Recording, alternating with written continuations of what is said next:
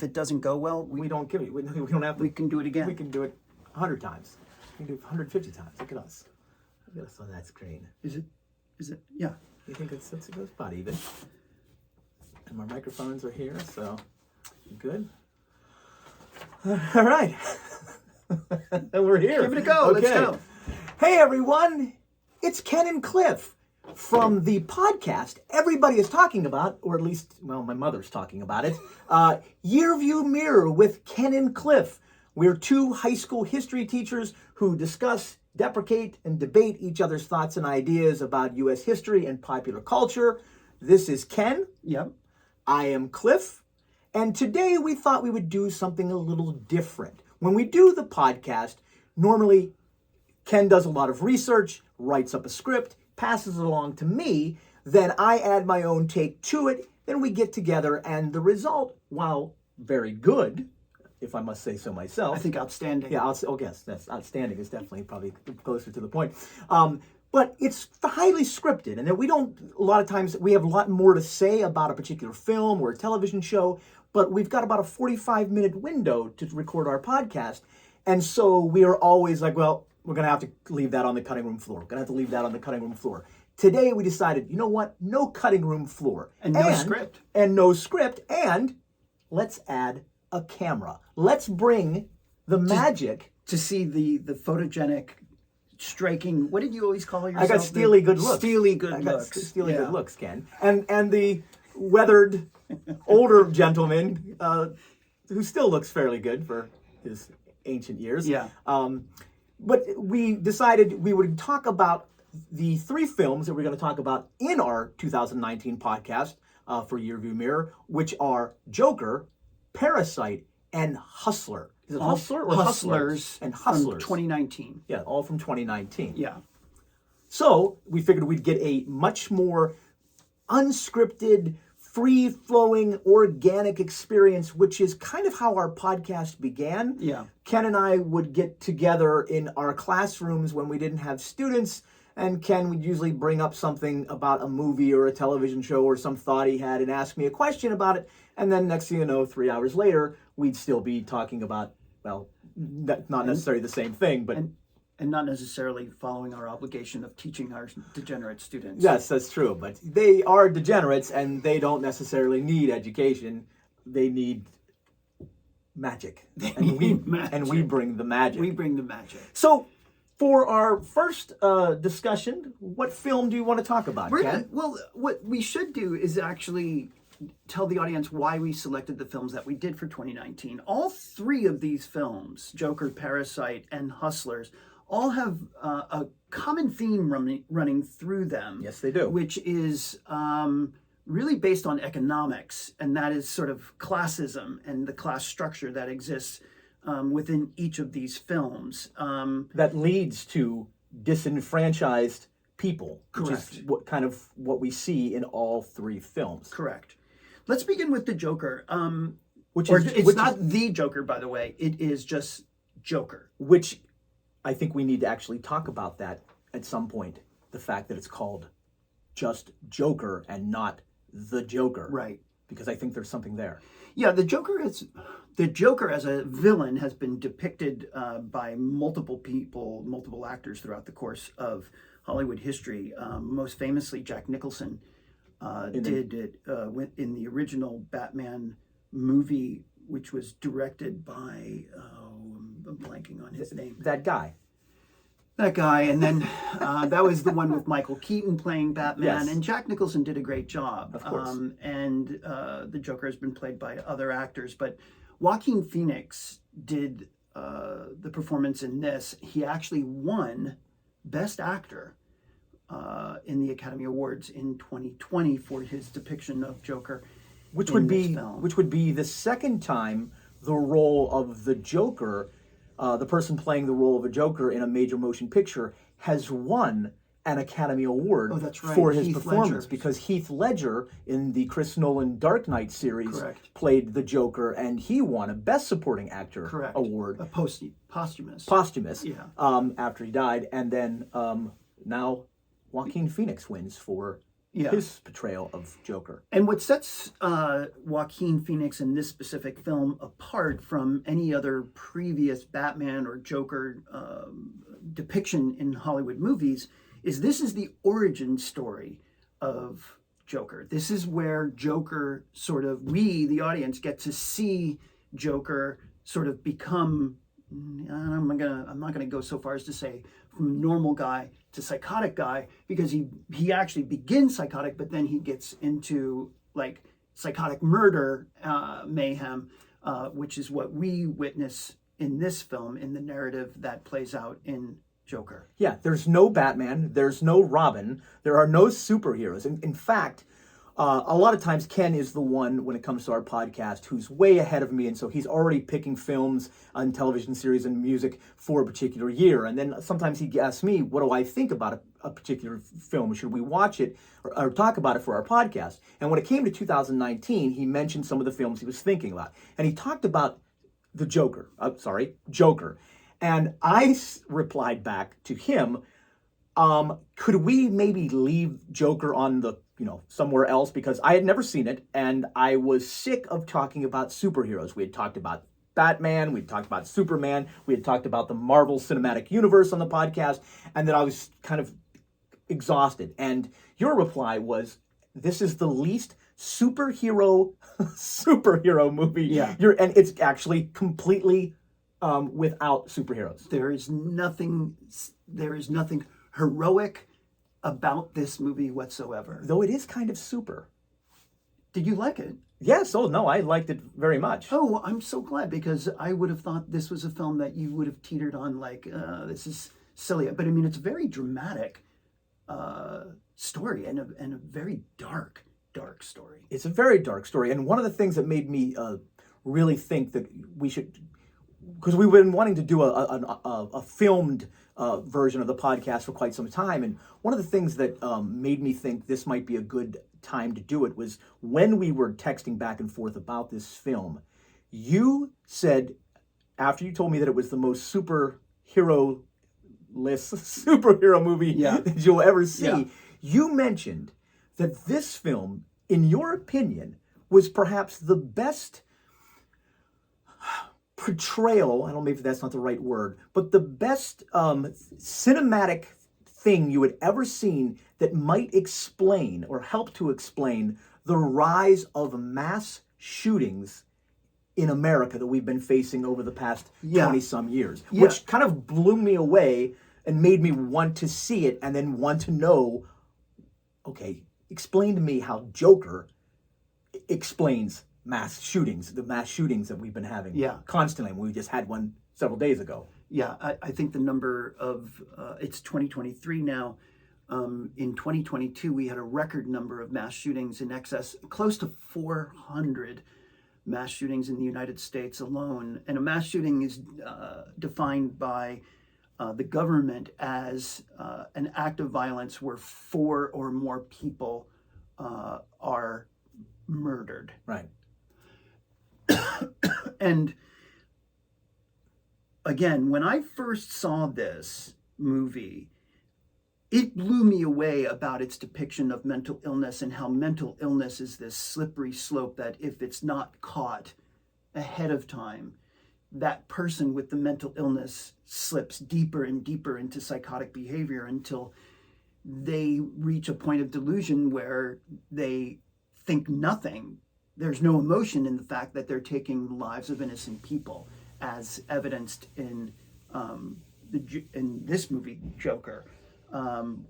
He takes his first life, if I'm not mistaken, he takes his first life on the subway with the 3 yuppie businessmen. Yes, is that right? that's this first act of murder. Yeah, and then in that act, then elevates Joker onto the media stage because it triggers an economic sort of outcry by the lower middle class people who now see Joker, and he's not named Joker at this point, but the taking of lives on this subway train of three yuppie businessmen who were douchebags who probably, deserved some sort of consequence, but not necessarily murder.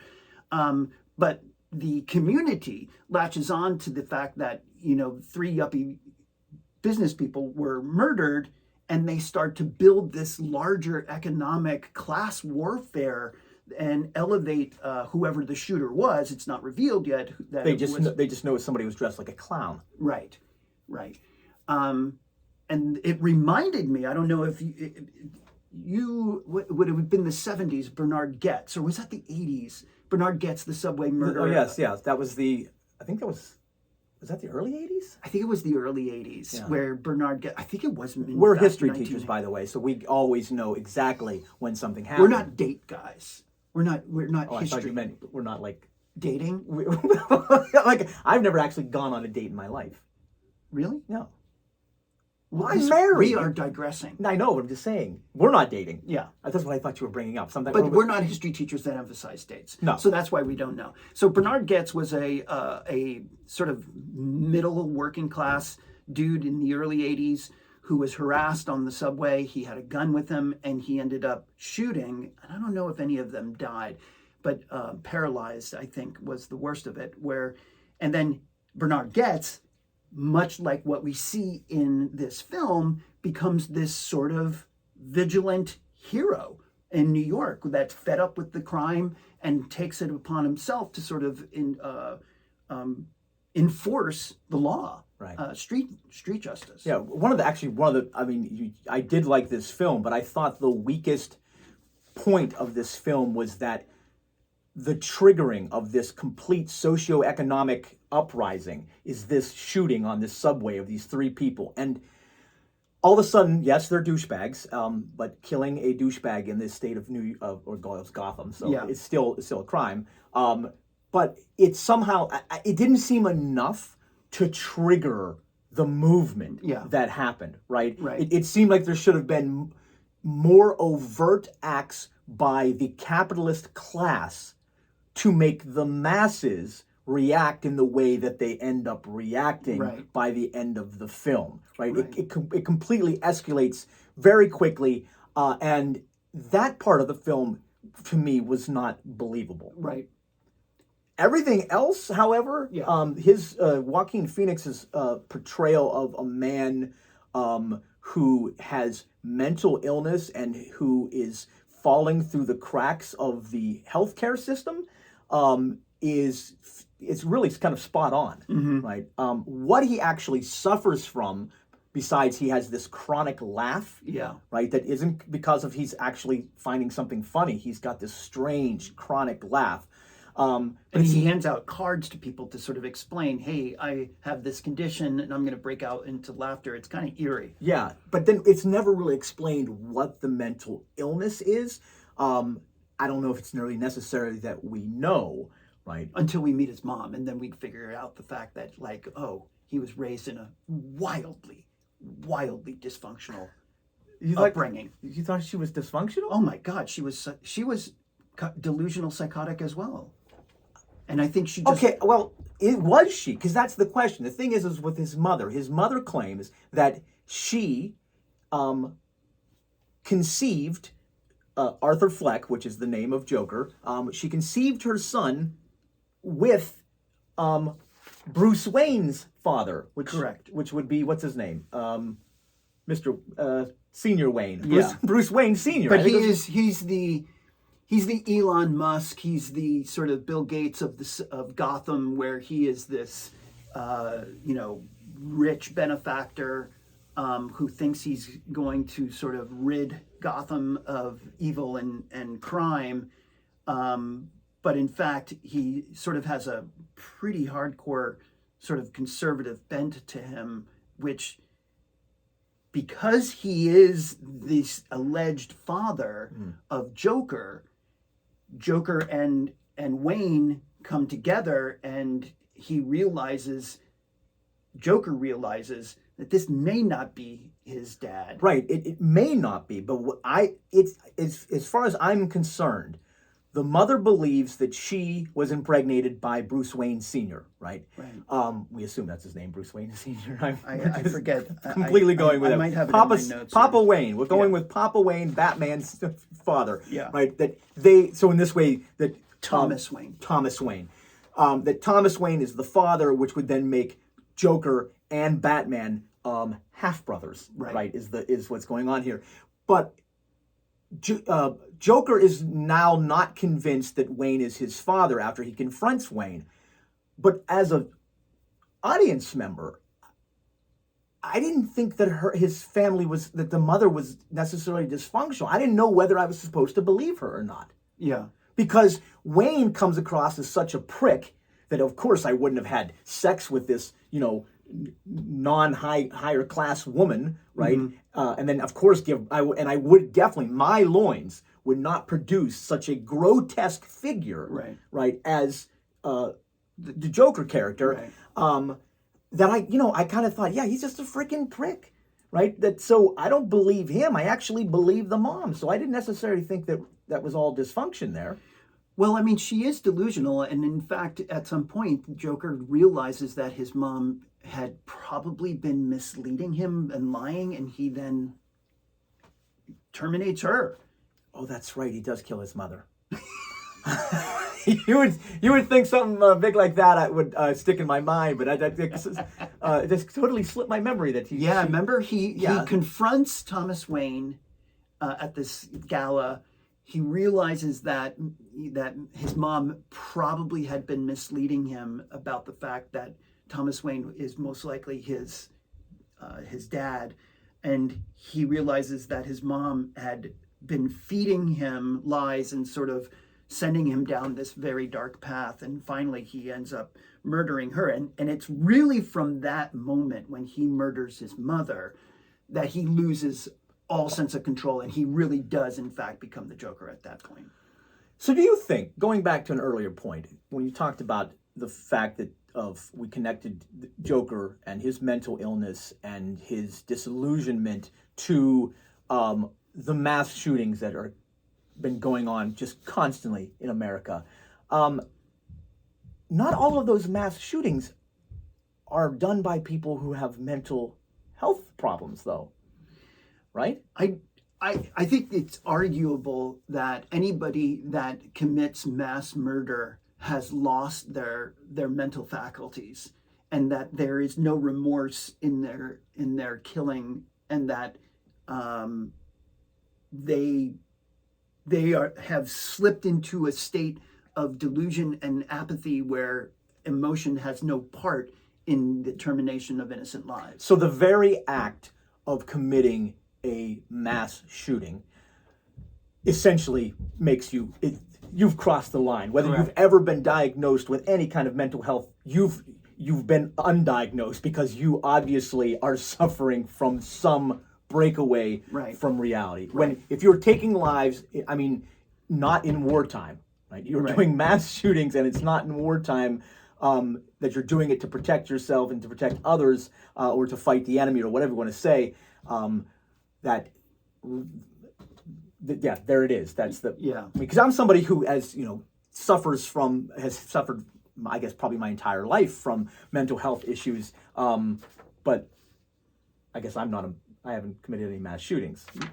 No, and I think that's sort of the line that is crossed in any mass shooting. And in the case of Arthur Fleck here, he realizes that his mother has deceived him. The state has let him down by eliminating this the psychoanalysis and the pharmaceuticals that he had been taking by state orders to sort of keep him stable. When those two elements are sort of pulled out from underneath him, that is when he slips into this psychotic mass murderer personality, who then becomes the Joker and lives a life of anarchy from that point on. Yeah. One of the things that really struck me about Joaquin Phoenix's performance in this movie was his physicality. Yes.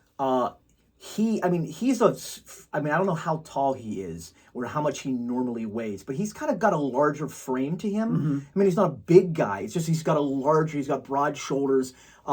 They deprived him of a lot of food before this film. He is disgustingly thin in it.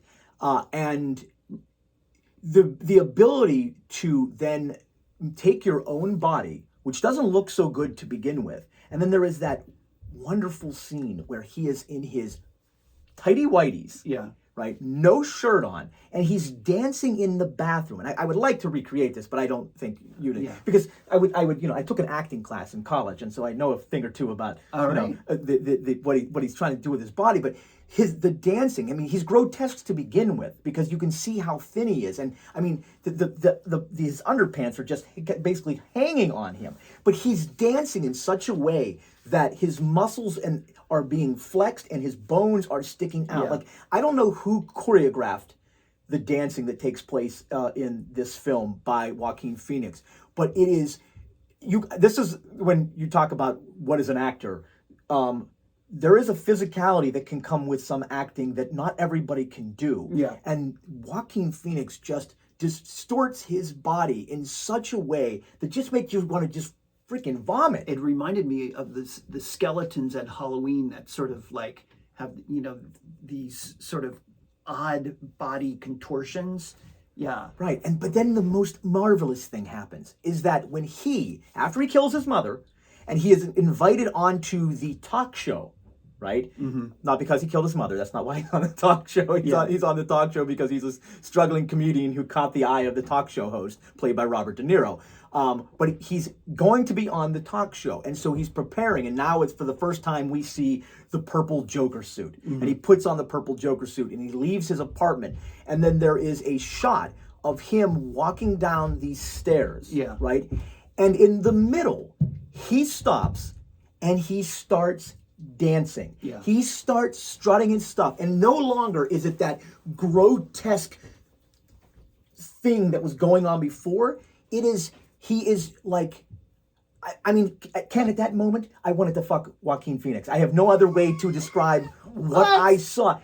His movements, they were just beautiful. Yeah. Like, he was just, like, I wanted to be.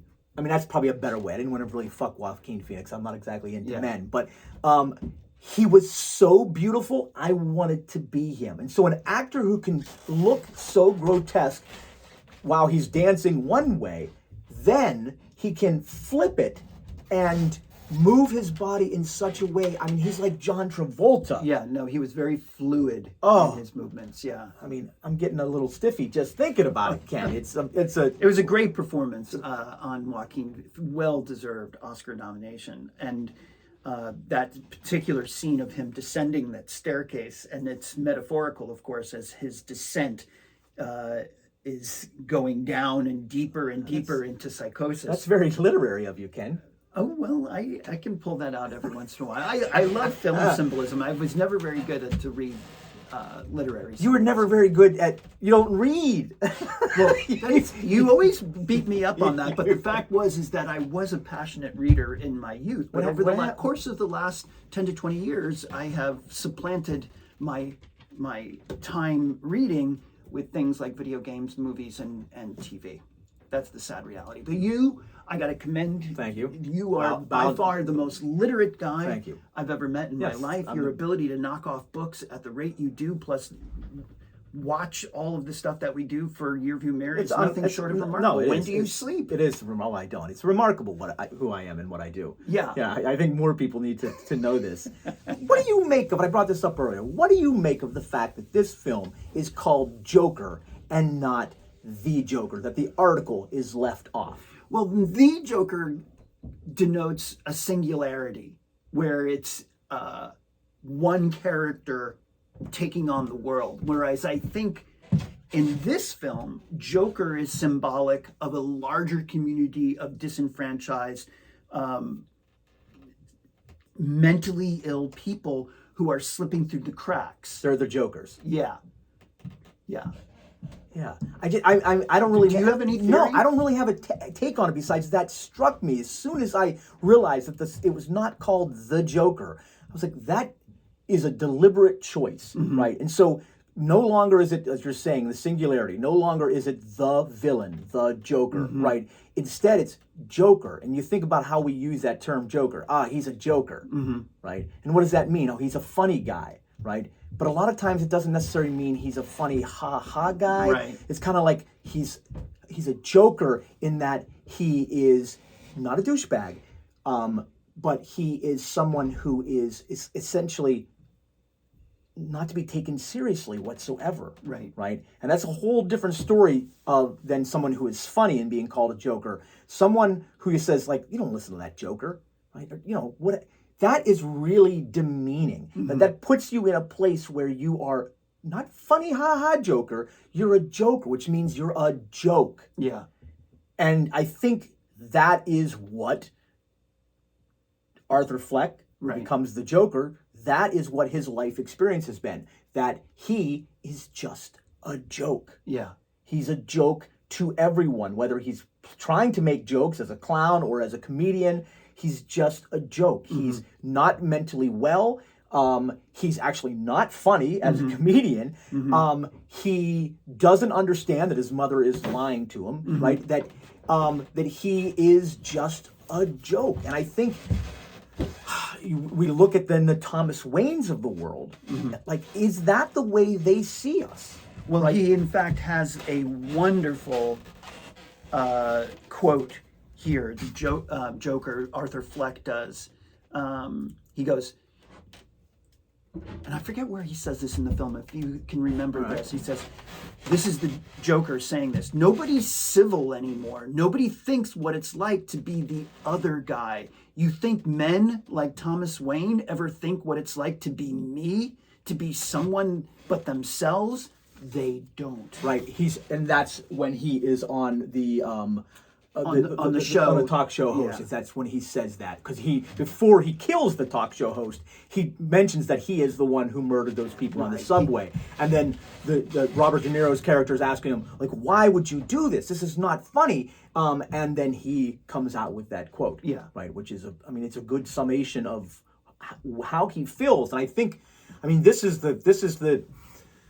what I think we're supposed to then, if there's an action item of what we're supposed to do after watching the Joker, is that we as a society, as an American society, we must do something if this is how people feel who pick up the gun and just boom, boom, boom, boom, without even giving one shit anymore. Yeah. Right? Because something's happened to them. Yeah. Right? As you said, they switched over into some mental unreality, and that we must, if we don't want these to continue, and they continue all the time, that we've got to address how we make people feel the way that Joker ultimately feels in this film.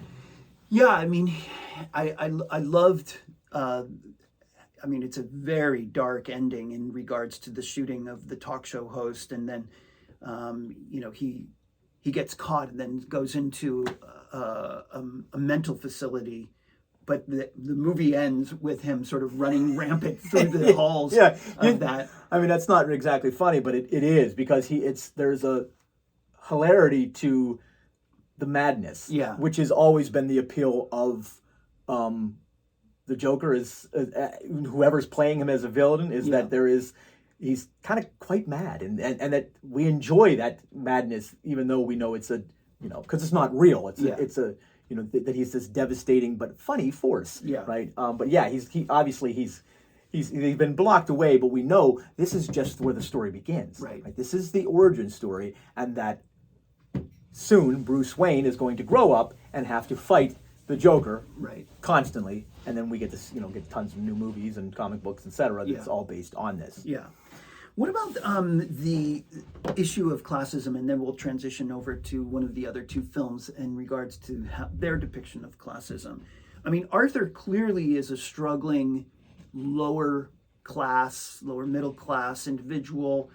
He is white, and I'm not going to read too deeply into the film's depiction of race here, but the classism that exists between the Arthur Flecks of the world and the Thomas Waynes of the world, I found really, really interesting, is that Thomas Wayne thinks he knows how to solve it all. But as we heard from the quote from Arthur Fleck, it's like he could give a shit. Like rich people could give a shit about the underprivileged and whether or not they're getting their proper meds from the state. We got low battery mode turned off. Oh, that means that we've reached, it's been charging. Oh, Yeah. we're doing good. Yeah. So this class struggle that sort of comes out of Arthur Fleck's story, and the fact that he is the murderer of these three yuppies and then escalates to this sort of hero, a psychotic hero, whereas Thomas Wayne, here's a quote from Thomas Wayne about the nonsensical deaths of three educated young men with promising futures. These were the three yuppies that Arthur killed on the subway. I mean, it was clearly Thomas Wayne representing the upper class who sort of saw a future, a brighter future for these young yuppies. Well, yeah, they're capitalists. But who could care less that the Arthur Flecks of the world were losing, their prescription meds because of government cutbacks. Well, yeah, and I mean, I've never been rich. I've never been poor either, so that's a good thing, right? I've never been poor, but I've never been rich, and we now live in a world where people are not, we know some folks that are wealthy, but some people, like, you can't even talk about having millions of dollars as being what some of the folks are now, and like Jeff Bezos and the Elon Musk of the world. Like, these people are super duper, billionaires, right? Tens like of billionaires. they make Donald Trump look like a freaking poor person, Yeah. right? And not just in character. But it's, you wonder what. How do you justify having so much, and of course this is where we get labeled commies, or at least I get labeled a commie. How do you justify having so much when so many around you have so little? Right? How does, we're both fans of Bruce Springsteen. And I'm kind of off on Springsteen these days because Springsteen is just milking it for every single dollar he can milk it for, right? His kids, his grandkids, and on. None of them will ever have to work again, right? Springsteen is piling, and he's only a millionaire he's a rich dude in just a kind of a middle class rich dude. Yeah. But he's piling on this money as he's now in his 70s. What can he or his children or his grandchildren do with it? And he is a great philanthropist, right? He's always, out there fighting for the little guy. But I'm sorry, Bruce, if you're listening to this, how the fuck do you even know what the little guy wants or needs anymore? Not after you've earned the amount of money that he's earned and the fact that he now gets to hobnob with presidents and world leaders like Bono, right? Like, I'm sorry, Bono, I love you and all, and you're doing much more for the world than I ever would, but you don't let a lot of that freaking cash go, right? You throw a little of your money here, but that cash needs to get into other people's pockets, right? People like you and I can. Well, we're getting down to the real crux of the economic argument of not just this movie but all the three movies is the issue of capitalism. And capitalism is sort of a dog-eat-dog world. If you want to make it, it's up to you to work hard and save and spend your money wisely and invest, and then maybe you can sort of rise up the economic class ladder. Right. Did you say it was a dog-eat-dog world or a doggy-dog world? Dog-eat-dog. Okay, because I thought maybe you meant like a Snoop Doggy-Dog world, right? Which would be an awesome world if we had a Snoop Doggy-Dog world instead of the dog-eat-dog world of which we're speaking. No, I got it. Right. But it's films like this when Arthur Fleck, the Joker, loses funding for his meds and his psychoanalysis, that is the trigger moment where he begins to slip deeper and deeper. And it is evident that in a capitalist society, when we start to scale back on social programs that can clearly, in the long haul, sort of benefit society by maybe one less mass shooter. Is that worth it in a capitalist society to sort of Yeah. put the tax dollars to help the fellow man? You have hardcore capitalists like Thomas Wayne or Elon Musk. It's like, screw those people. We're fighting a budget battle right now within our federal government, and clearly one of the things that's going to take a hit is cutting back on federal programs that could in fact help people. Yeah.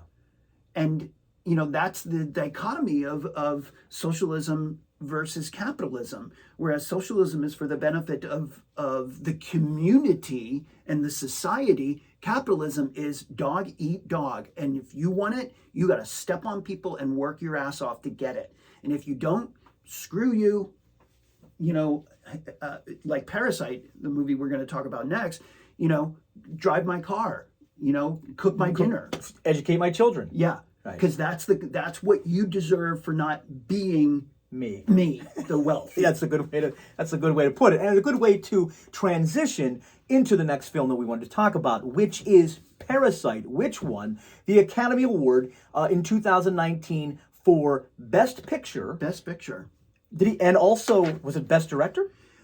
Yeah. So here I have some facts here. Okay. It won the 92nd Academy Award for Best Picture, Best Director, Best Original Screenplay, and Best International Feature Film, becoming the first non-English film to win the Academy Award for Best Picture. And the director's name again, remind me?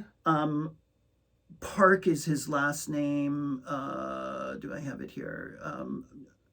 Ho something Park. Bong Park. Ho Bong Park? Yeah. Ho Bong. Ho Bong Park, yeah. Yeah. Interesting film here because we've got a case where this is the #1 American film in the Academy Awards, right? And it's not an American film. Right? Yeah. It's the American audiences saying, "Woo, we want this film as this gets as the outstanding film of the year," but it's a Korean film. Yeah. It's a South Korean. Oh, yes. It was. If it was, I want to see that version. I want, what's his name? What the hell's the name of the new dude? The young, well, not the new dude. He's been around for a while. Kim Jong-un. Is that's the young one? I get him and his dad confused. Yeah. But anyway, the Kim family. I would like him. I would like to see what kind of movie he would make. I would like to see that movie. Yeah.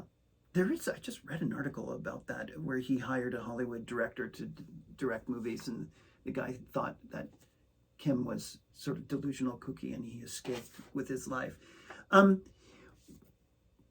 What's interesting about this film being a South Korean film is, and I couldn't help it after rewatching this, I think for the third time, is that this class structure, this class conflict that exists in South Korea, it's not that all different than the capitalist class conflict here in the United States. No, and it makes a lot of sense in the fact that South Korea and the United States have been very close since the Korean War. Correct. Right, and that we are, trading partners, business partners. That the United States has poured trillions of dollars into the South Korean economy since the end of the Korean War to get them to be the democracy that they are. I mean, at one point, I remember during the pandemic, the biggest part of the pandemic, when America was struggling to contain anything, and South Korea had some of the best freaking containment numbers, right? And because they were a country that took the good policies of the United States, right, but then didn't get bogged down in our complete Trump-inspired insanity that we have. They managed to actually get some shit together, and so it's not a surprise that a South Korean story about a family who are essentially a family of parasites would touch American audiences, because that they're very similar cultures in some ways, in terms of they are a democratic republic and they are a capitalist society with a few socialist elements, and just like ours. And so it makes sense. But the story Parasite, just very quickly, is mentioning that this is a family of parasites, because the question will be actually which is the family of parasites, because it features two families. One family who are struggling to make ends meet. At one point, the mom, the dad, and the brother and the sister, they're all working to make pizza boxes. Yeah. Right, as many pizza boxes as they can fold to turn in. And get so many dollars for every pizza box that they can get. And they're severely struggling in this basement little apartment that they live in. And then there is a family that they encounter that is super wealthy, and have this very beautiful home. And they also, it's the same nuclear family, and there's a mom, a dad, and a sister and a brother. And one by one, the members of the poor family find jobs within the home of the rich family by manipulating, by doing devious acts like taking advantage of the allergies of the previous maid, and then convincing the homeowner that this person is unhealthy, and that then they fire that old maid, or putting a pair of women's underpants in the back seat of the car to suggest that their normal driver has been using the car to have sex with females in it. So he then needs a new driver because he gets fired, and then they hire the dad. And they manage to get the entire family in without knowing that they've just hired another whole family to basically work in their family. And so the big question with this film is, who are the parasites? Right. Because immediately who would come to mind is the poor family, right? They are feeding off this rich family to get their own sustenance, right? But others would argue that the actual parasites are the rich family who can't do anything for themselves. They need all these poor folk to come and cook their food and clean their clothes and drive them around and, put on their diapers or whatever it might be. Right, yeah. So it is an interesting dichotomy of who is the parasite. And a parasite, in the biological sense of things, is a living organism that sort of feeds off of another living organism in order to survive. Well, that's us then, human beings. Yeah, right. We're parasites on the planet Earth, maximizing and taking advantage of the natural resources that the planet has provided in order for us to survive. Yes. So I mean, this notion of parasite is not necessarily limited to sort of the economic class conflicts that we see played out in Parasite. I mean, I think that's a good point. And nor does it necessarily, we're giving it immediately a negative connotation, right? This idea of a parasite is a bad thing. But actually, try to find a animal on this planet that isn't in some ways a parasite, that doesn't feed off of others in order to sustain their own lives. Right. The film, one of the things that I found really, really interesting is Bong Park, the director. Here's a quote that he used to sort of play off of this idea of the dichotomy of who's actually the parasite. He says, in terms of labor, the rich can be considered parasites. They have to leech off of other people's labor for everything from driving to housekeeping. Although they pay money, they live off the labor of others. And of course, this is the ongoing class conflict wars that have gone on ever since Engels and Marx wrote the Communist Manifesto, which proposed 1848, which proposed the idea that capitalism inevitably results in the exploitation of the working class by the rich, and therefore there has to be a revolution to sort of knock down the rich off of their mighty summit and level the playing field for all people, regardless of what job they may have. Right. Yeah. So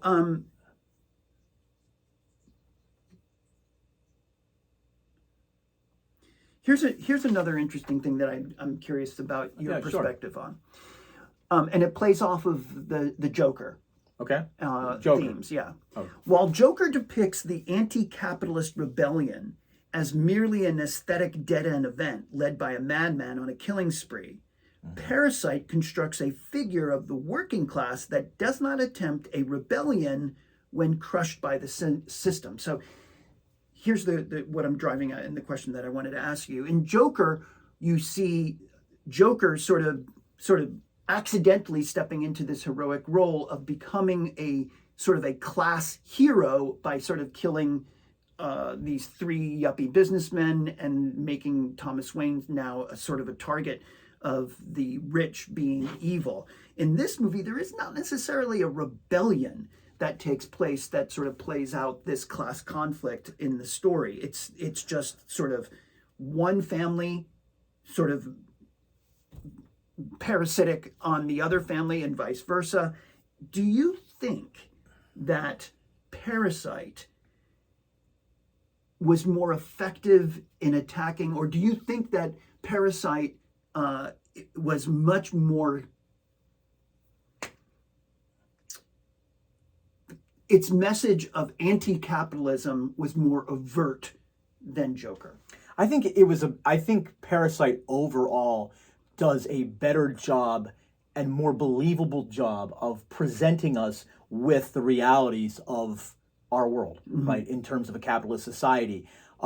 Where, as I said earlier, where I didn't really believe the rise up that happens after the death of those three people, that Joker murders on the subway, that all of a sudden the classes, the lower classes rise up against the upper classes. It just didn't seem to have enough going for it. In Parasite, it's just a very simple story. You see a family struggling. They manipulate themselves in. Right. And that all they're trying to do is eventually, I mean, there is a bit of a revolution, right? In that, not to give too much away, but, well, what the hell can we do? The father of the poor family kills the father of the rich family at the end.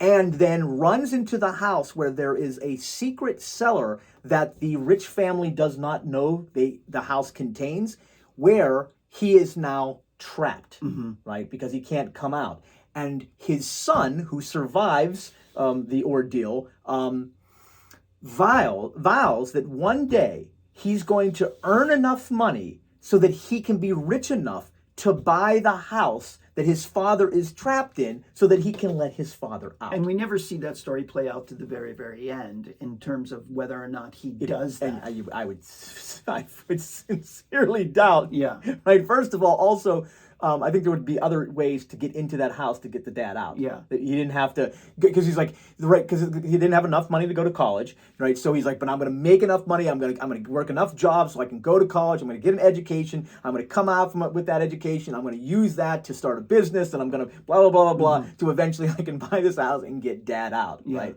Well, that's not necessarily going to be, it is the American dream. Yeah.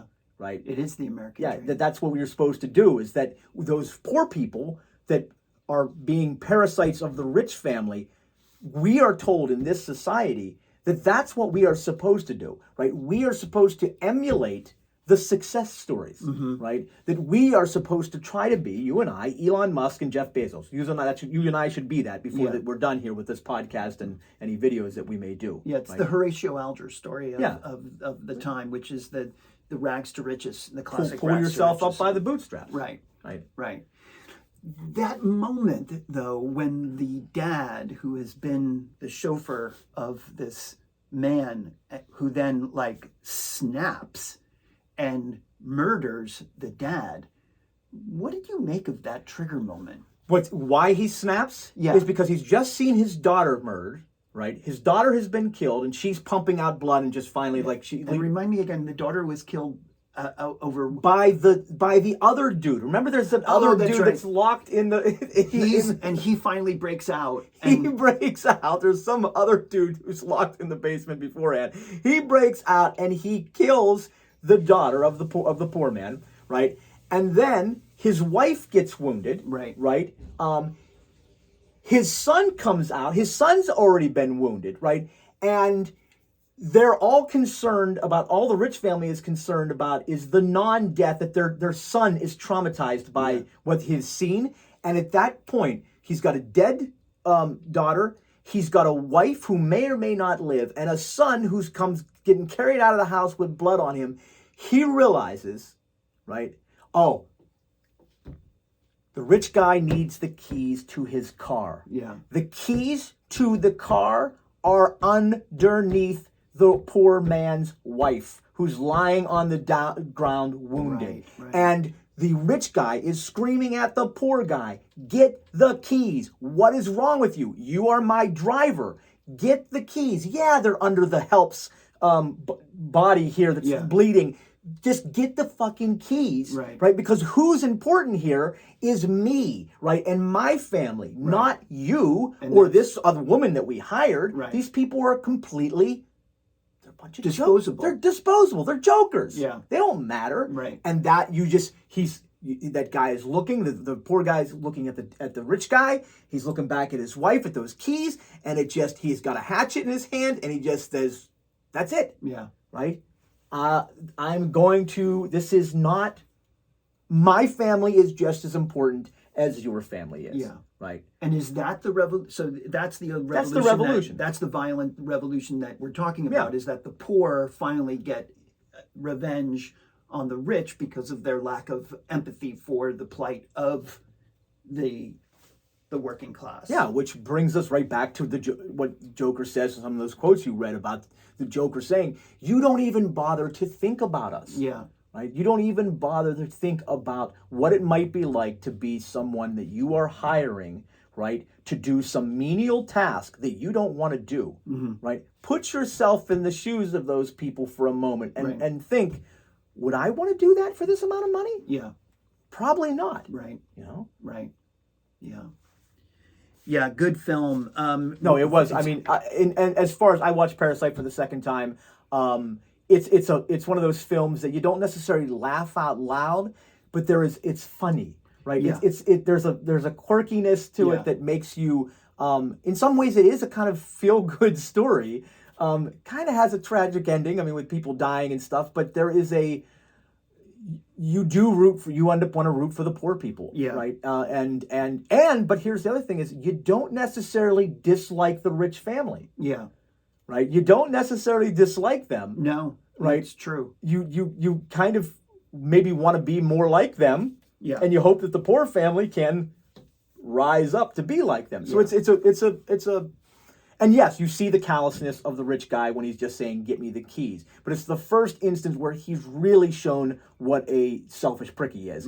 And so, you kind of wonder, if it was my family, my child who's freaked out and we're got to get to a hospital and the keys are under some other woman, you're wondering, would I just grab the keys and run? Yeah. And get to help my family? Who cares about this other person? I mean, we don't know until we're in those situations. I mean, I would think that, I'm a callous, selfless bastard, so I just let anybody. I'd let you die. I just let you die under the keys. What the fuck? I don't care. One important economic fact that I think we should make note of to the audience here is that in 2019 you had 3 movies, Joker, Parasite, and Hustlers, that came out. It was the same year that income inequality in the United States hit its highest level since it started recording levels of economic disparity in almost 60 years. So there's some context for you. Yeah, the context is that as the economic gap between the rich and the poor continues to widen, not just in the United States, but in places around other the world, capitalist natures like South Korea. And in non-capitalist places, the gap is widening everywhere. Yeah, the inevitable consequence of that economic gap, as played out in this movie, is criminal behavior and violence. Is that if we are going to accept a capitalist society where it's, work hard or be left in the gutter, inevitably those decrepit souls that are left in the gutter are going to rise up and get back at the wealthy, or there is some violence, as in mass shootings. Yeah, well, I mean, Marx and Engels. I mean, get back to the Communist Manifesto is, again, we need to have an uprising that didn't necessarily preach violence, but how else do you overthrow a political, socio-economic system without violence? Right. Right? I mean, it's kind of the only means we have. I mean, it's always amazing when you see a change in a country or a region of the world that has no violence. You know, when you think in terms of Gandhi or something like that, where you're someone with a non-violent movement that's going to lead to something that's better than was before. You just don't see a lot of that. You see, you know, the American Revolution, that there's going to have to be violence that's going to have to take place, whether it's at a war or somewhere else. Is that the Bolshevik Revolution is that folks got killed in the Bolshevik Revolution, which then led to a civil war in the country, which then eventually led to a, I guess, somewhat stable Soviet Union, but and French Revolution as well. the French Revolution. Economic, yeah, but that's again, is that the only thing we have left? And is it just going to be more and more mass shootings of people who get so disillusioned by the fact that maybe there are just seen as a bunch of jokes? Yeah, that the mass shootings are going to eventually just become.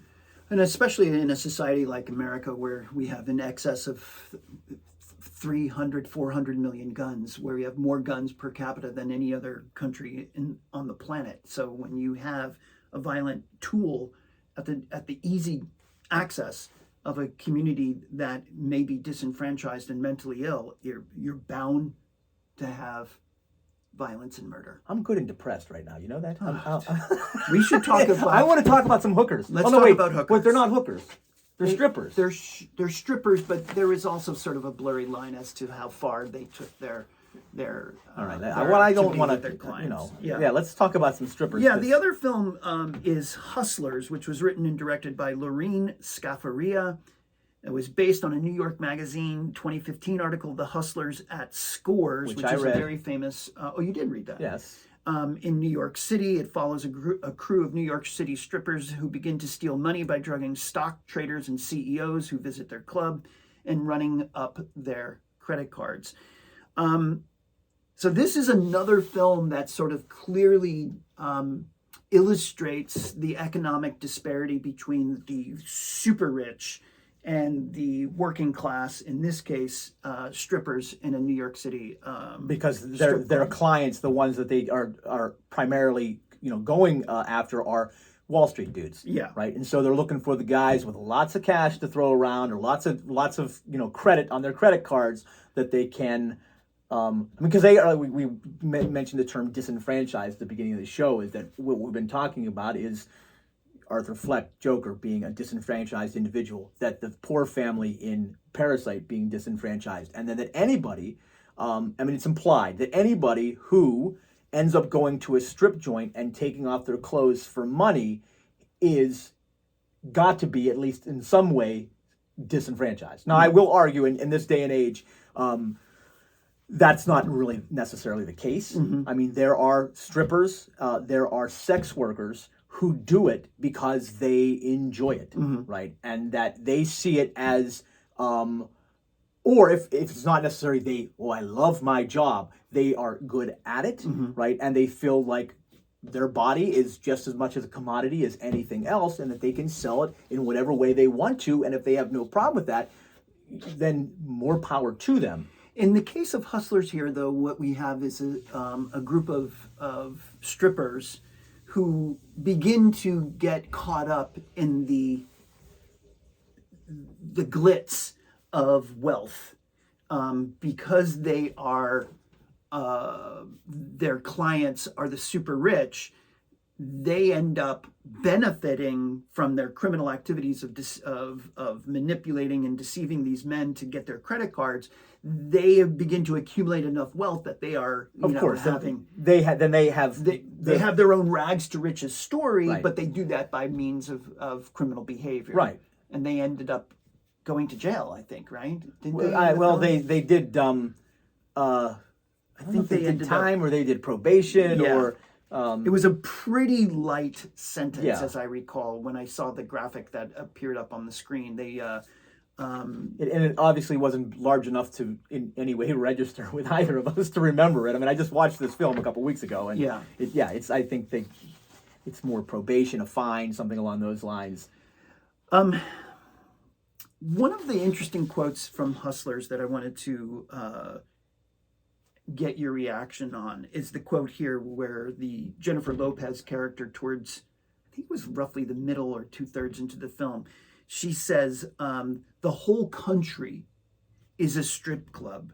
Some people are throwing the money and some people are doing the dance. Yeah.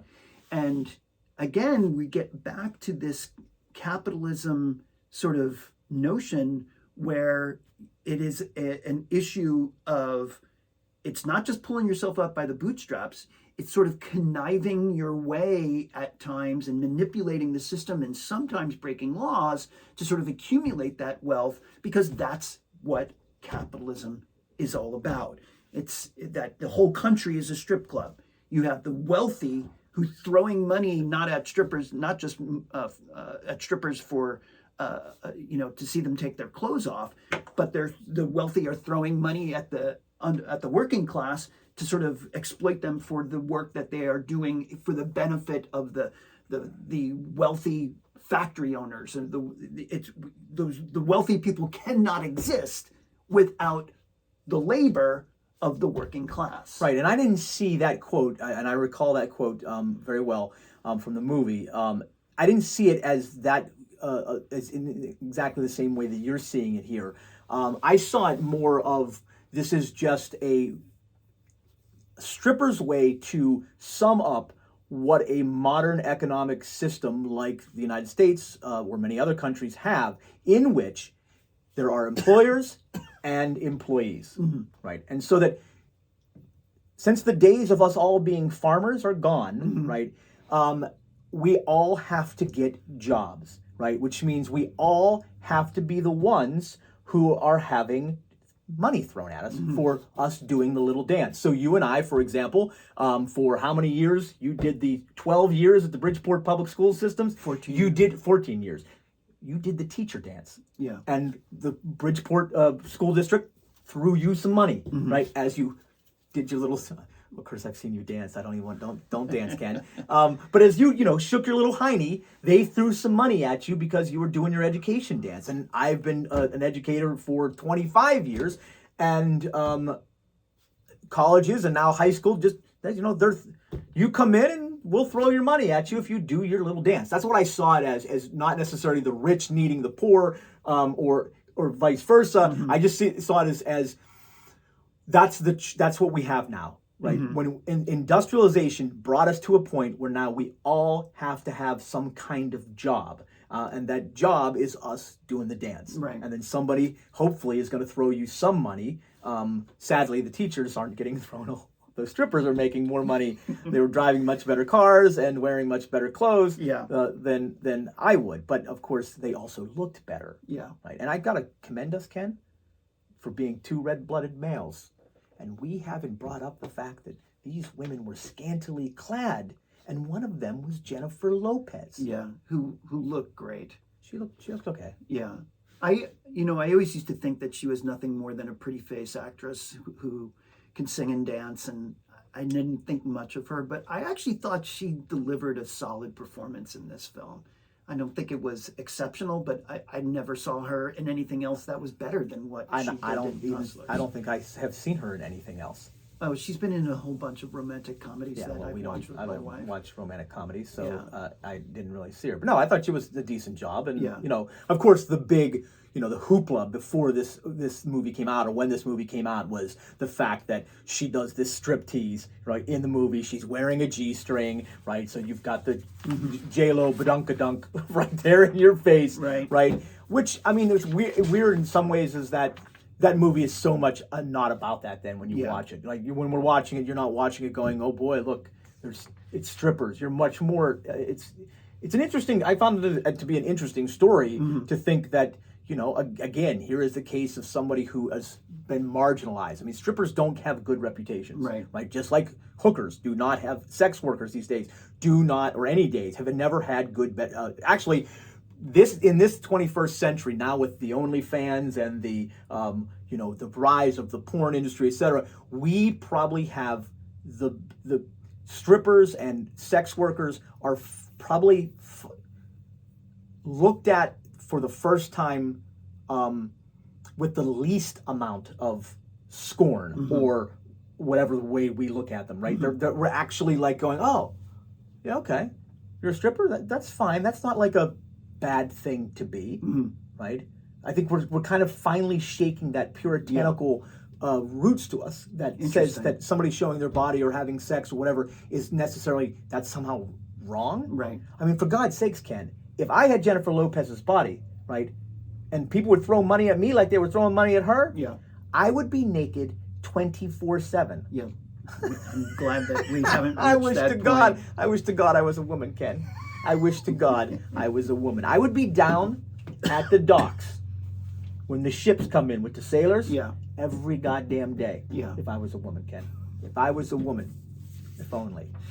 Let me ask you something that ties all three of these films together, and it's a quote that I read in my research here that I think is an interesting discussion here, is that all three films depict capitalism in a way that inevitably leads to amorality. Right.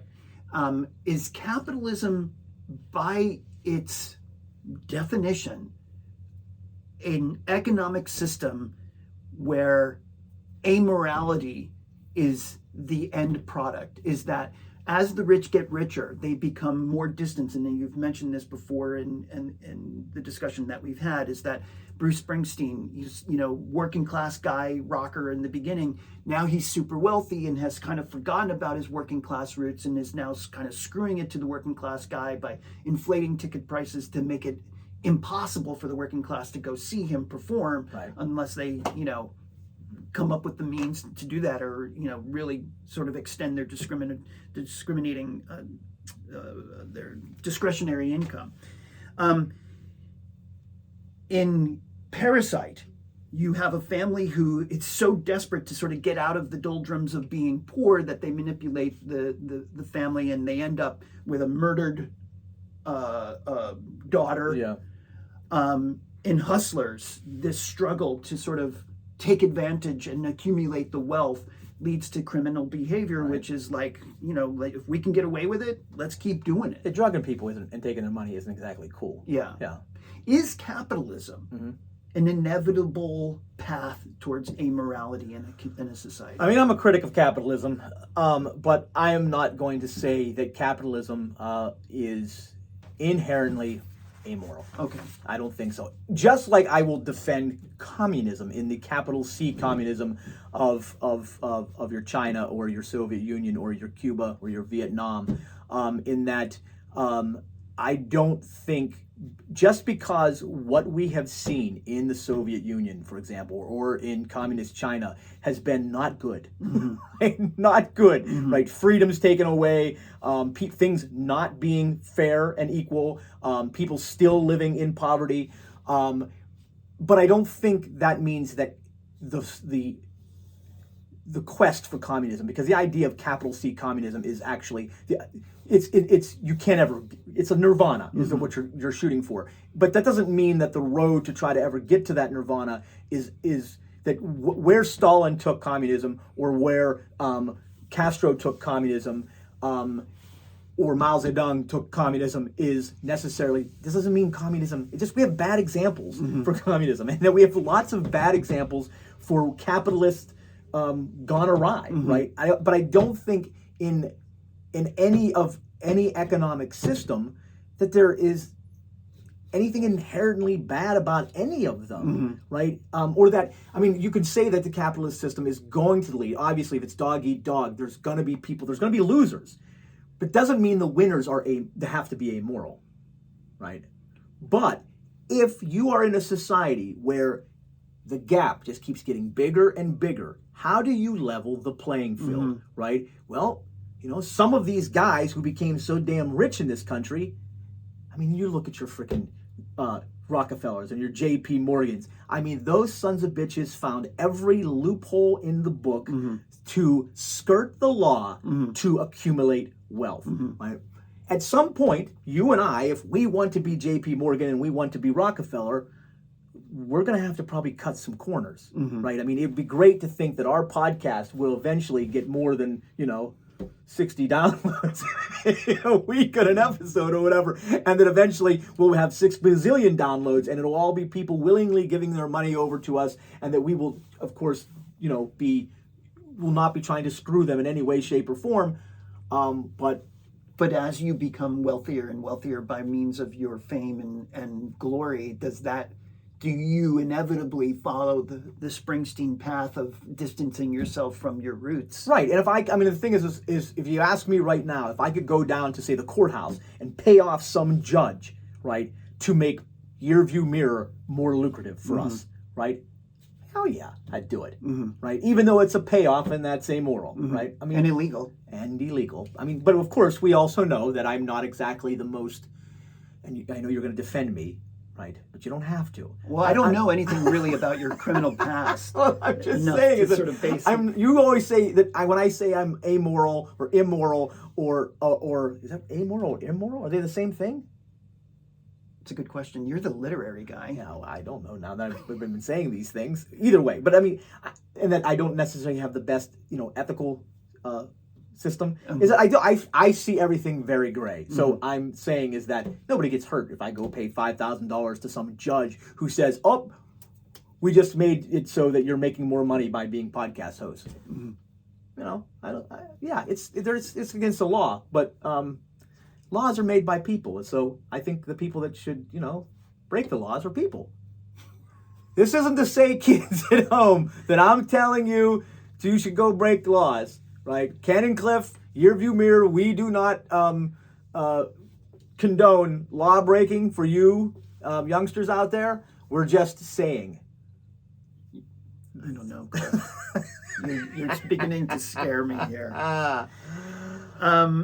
Let's wrap things up here. Of the three films, Cliff, obviously the theme that we tried to tie all three of these films together is based on economic inequality and the consequences that come as a result of that. Why do you think that these three films, all of them very commercially successful and critically successful, why do you think these films struck a chord in 2019, 2020 period as to, with this common theme? Is it to suggest that there is a growing discomfort within the global population of capitalism? Yeah, I think as you said, you brought up the numbers of the fact that 2019 was the of all the years on record where they've been looking at wealth inequality and the gap between the haves and the have-nots, that 2019 was the biggest right year on record. Is that eventually you live long enough, and you and I have been around for a while, and we've watched that wealth gap increase in our lifetime, a little bit more, a little bit more, a little bit more, a little bit more.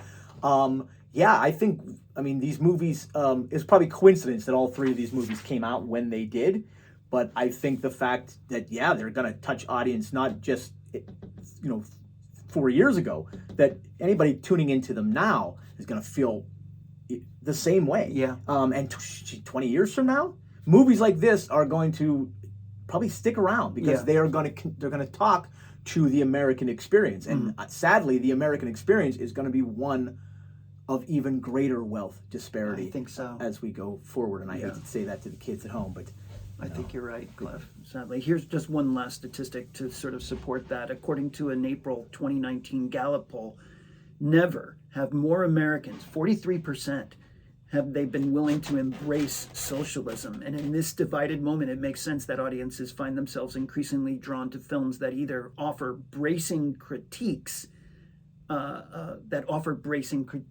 capitalism. Yeah. No, I can definitely see why. I mean, we feel it every day. We see it in our kids. We just know that, and with the news every time, we've been talking about we're at a breaking point in this country. And I think it's not just this country, that a lot of places around the world, we're all feeling this same thing, that others are going, they live in some other world, and then the rest of us are getting more and more disenfranchised and left behind. And what is the saddest part is, are we being seen by our politicians and by our government officials and by our big business folks? Are we just being seen as jokers, that we don't really matter? And then the bigger question, does that mean more and more of us are going to slip over into, mental unrest? Are more of us going to organize behind social activate towards revolution? Right. Who Yeah. knows? Or are we just going to drug some people and take their money while they're drugged out?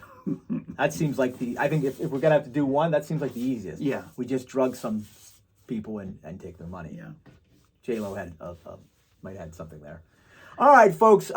Thank you for joining Ken and Cliff, not on a podcast, but on a video.